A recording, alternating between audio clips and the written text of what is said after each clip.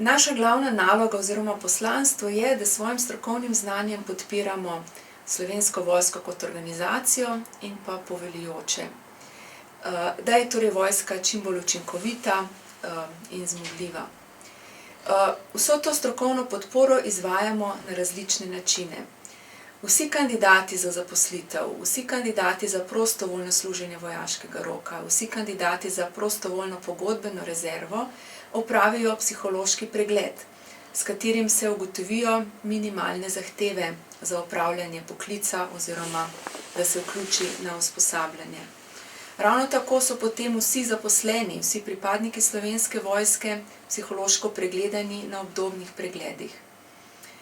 V enotah Slovenske vojske psihologi spremljajo enoto, njeno dinamiko, medosebne odnose, predlagajo ukrepe za izboljšanje stanja, za večjo učinkovitost enote.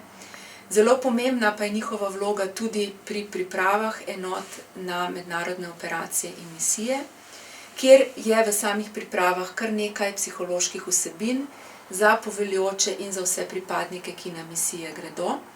Psihologi potem kontingente spremljajo tudi v času misije in pa ob povratku tudi s pripravami na vrnitev in pa spremljanjem potem posameznikov, ko se z misije vrnejo. Poleg teh priprav na misije psihologi v enotah tudi izvajajo usposabljanje z različnih psiholoških vsebin, ki so za pripadnike pomembne.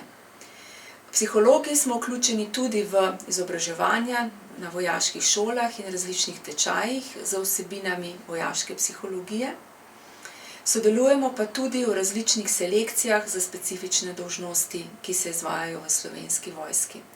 Vendar pa psihologi ne podpiramo zgolj organizacije, ampak nudimo tudi psihološko pomoč vsem pripadnikom in družinskim članom v primeru neke psihične stiske oziroma takrat, ko posameznik oceni, da psihološko pomoč potrebuje.